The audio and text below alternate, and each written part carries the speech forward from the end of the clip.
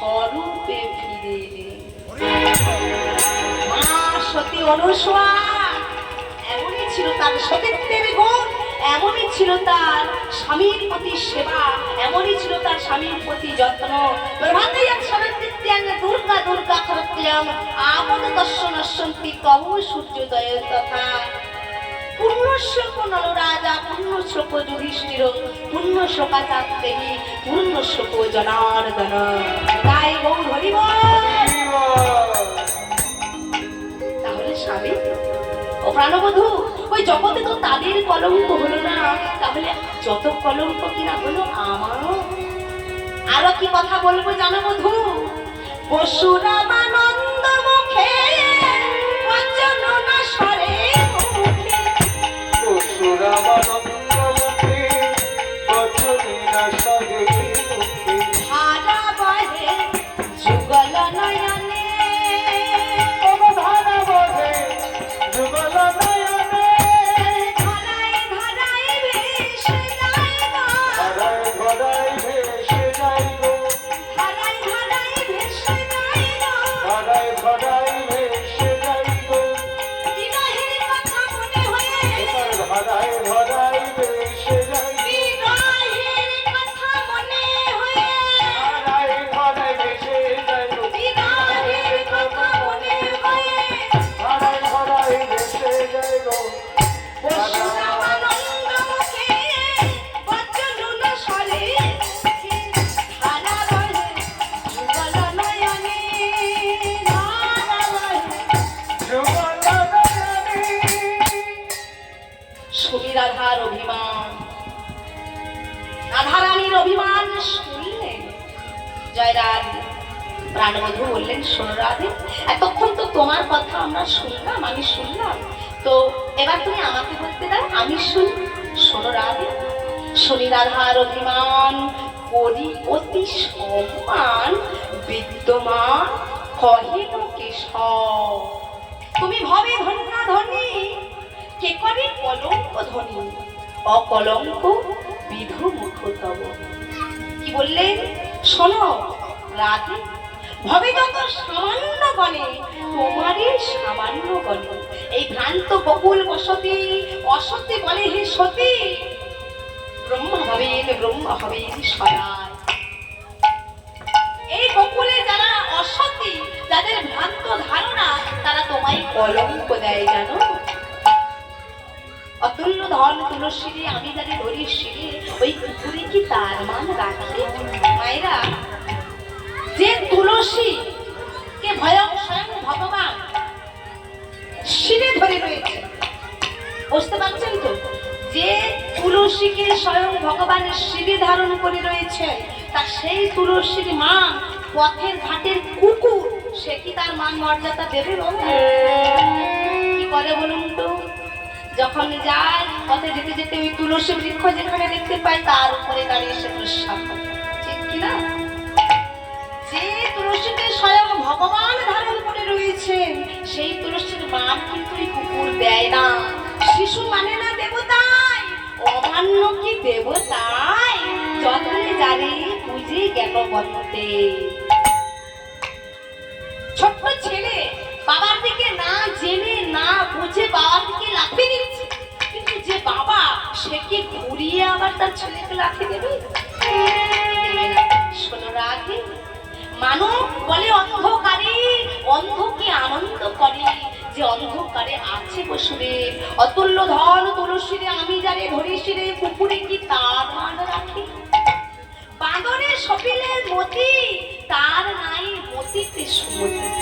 আপনারা সবাই মিলে জানেন যে হনুমান, তার লক্ষণ তার গলায় একটা মণিমুক্তা খচিত একটা মালা পরিয়ে দিয়েছিলেন, হার পরিয়ে দিয়েছিলেন।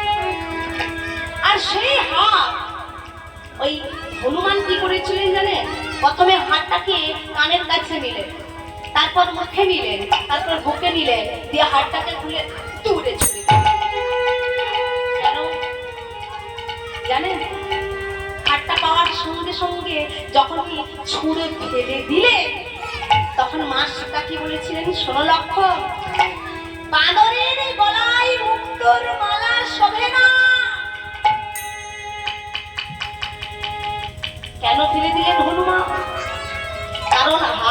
নিয়ে যখনই কানে দিলেন দেখলেন তার কানে রাম নাম বাজছে না। মণিমুক্তা খচিত হাত, মুখে গন্ধ শুকলেন নাকের কাছে গিয়ে, সেখানে রাম নামের গন্ধ না। বুকে নিলেন, রাম নাম বাজছে না, দূরে ছুঁড়ে ফেলে দিলেন। বানরের সপিলে মতি তার নাই মতিতে মতি, ওই হনুমানের মণিমুক্তা খচিত হারে তার কোনো সুমতি নাই। তদ্রূপ বৃন্দাবনে যারা তোমায় বোঝে না, তারা যারা তোমায় জানে না, তারাই তোমায় অসতী বলেছে, তারাই তোমায় কলঙ্কিনী বলেছে। তবে শোনো রাধে, যেহেতু সত্য করিলাম আজ কলঙ্কিনী নাম ঘোচাবো তোমার ব্রজবালা। পবিত্রী আনাতে হবে, সাবিত্রী দাস রথি পাবে, নিবেত্রী হইবে সকল জ্বালা। তাই রাধে, আজই আমি তোমার কলঙ্কিনী নাম ঘুচিয়ে দেব, তুমি আনন্দিত হয়ে ঘরে ফিরে যাও। রাধারানী গোবিন্দের কথা মতো প্রস্থান করলেন। আর এদিকে কি ভগবান মনে মনে ভাবছে, কি করে আমি আমার জয় রাধে, আসতে মায়েরা বাচ্চাগুলোকে একটু সামলান, আমাদের চঞ্চলতার প্রকাশ হচ্ছে। কি করে আমি আমার বিনোদিনী মনের ব্যথা, বেদনার কথা আমি শুনলাম, তার মনের ব্যথা, তার কষ্ট আমি কেমন করে রাখব করবো। রায়ের প্রবোধিয়া চলিলেন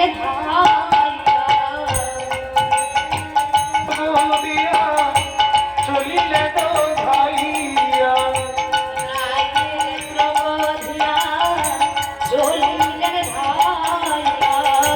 রাইরে প্রবোধিয়া চলিলে তো ভাইয়া।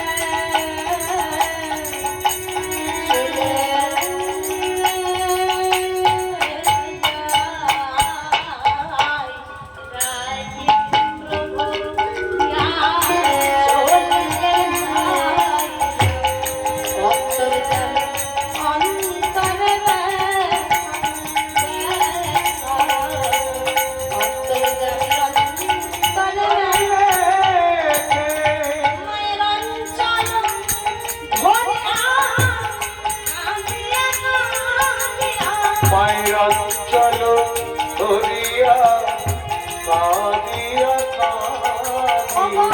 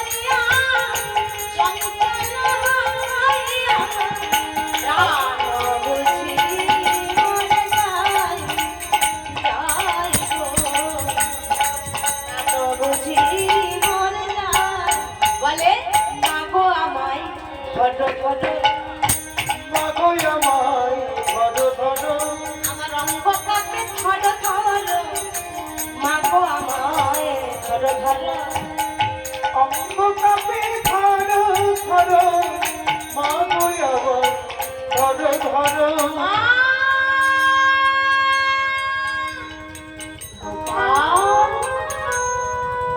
কি?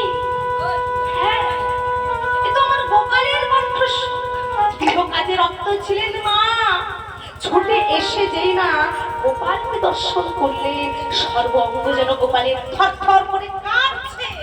গোপাল গোপাল বললেন, মা তোর সর্ব অঙ্গ থরথর করে কাঁপছে কেন? মা গো, তুমি আমায় ধরো, আমি আর সহ্য করতে পারছি না মা, আমি আর স্থির থাকতে পারছি না, আমার সর্ব অঙ্গ যেন চলে যাচ্ছে, আমার সর্ব অঙ্গ থরথর করে কাঁপছে। কেন রে বাবা, কেন? তুই কোথায় ছিলি বাবা, কোথায় ছিলি? মা গো, ছিলাম আমি বংশী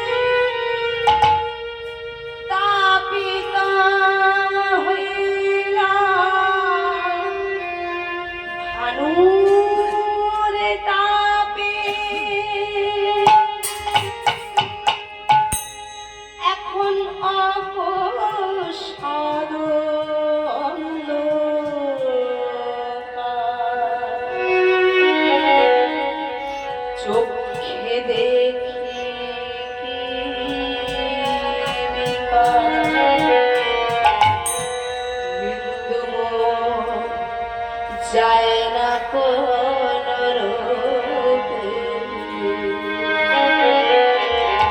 মা মোহন মুরলী লয়ে বংশী বটের তলায় আমি মোহন মুরলী বাদন করেছিলাম মা, কিন্তু অকস্মাৎ এ কি হলো? ভানুর তাপে তাপিত হয়ে আমার সর্ব অঙ্গ আমার জ্বলে গেল মা, আমি আর স্থির থাকতে পারছি না, মা তুমি আমায় ধরো। এই বলে গোপালকে জড়িয়ে ধরেছে মা যশোদা। ছলনাময় গোবিন্দ আমার মায়ের কোল পেয়ে মায়ের কোলে অচৈতন্য হয়ে গেল। আর যেই না অচৈতন্য হলে যশোমতী মায় আমার গোপাল গোপাল বলে তার নয়নে ধারার পাত মানে না।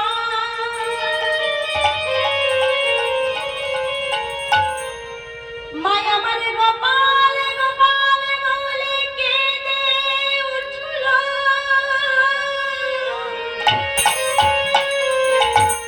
প্রাণের গোপাল হৃদয়ের গোপাল বলে মায় আমার গোপালকে বুকে জড়িয়ে ধরে আর বলে, নন্দ মহারাজা আজ এই অসময়ে তুমি কোথায় গেলে? কোথায় নন্দ রাজা?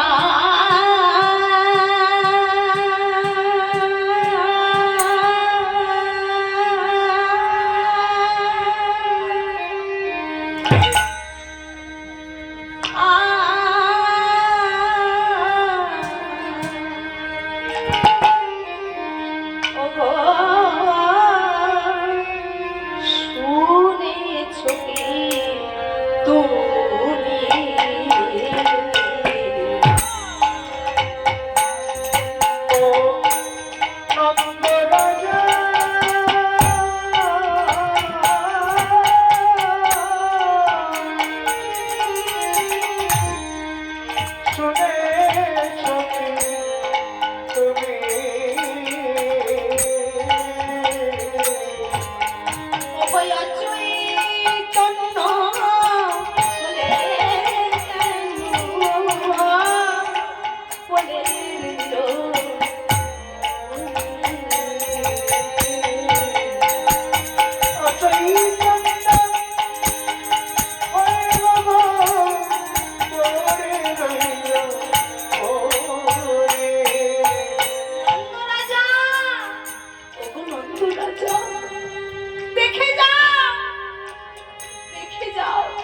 কোথায় আছো তুমি এই অসময়ে?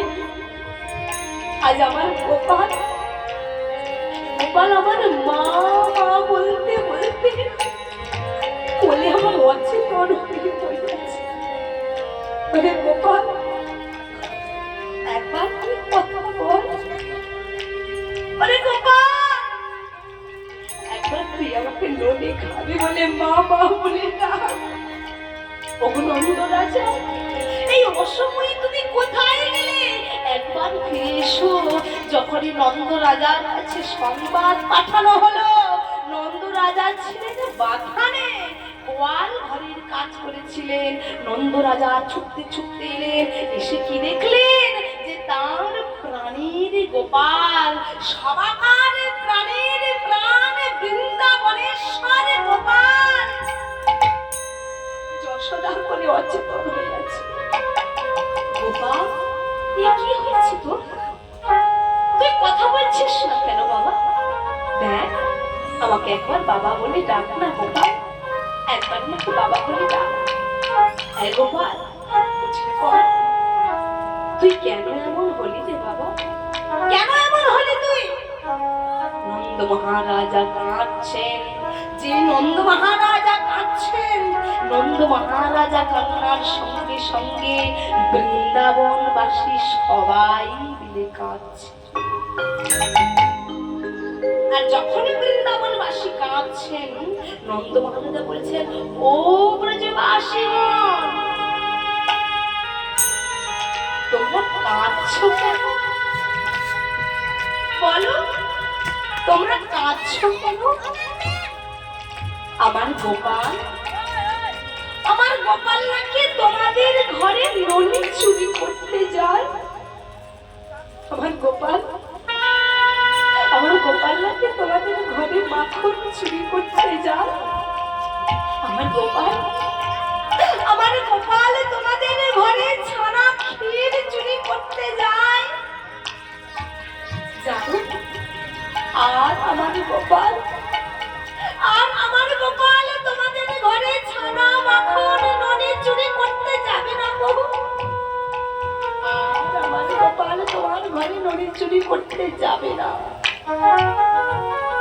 সকাল থেকে সন্ধ্যা পর্যন্ত তোমরা প্রত্যেকে ব্রজবাসী প্রতি ক্ষণে ক্ষণে আমার ঘরে এসে গোপালের নামে তোমরা নালিশ করেছো। তোমরা সবাই মিলে গোপালের নামে বদনামে জানিয়েছো। তাই আমার গোপাল আর তোমাদের ঘরে ননি ছানা মাখন চুরি করতে যাবে না। তোমরা কাঁদছো কেন? তোমরা আনন্দ করো, তোমরা সবাই মিলে আনন্দ করো।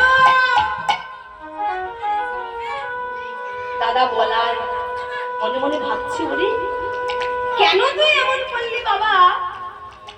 যেদিন সখাগণকে সঙ্গে নিয়ে গোষ্ঠী গোচারণে গিয়েছিলি, আর গোপাল আমার কি করছেন জানেন? সমস্ত সখাগণদের আড়াল করে ওই কালীর জয়ের দিকে বারবার যাচ্ছেন যে দুরন্ত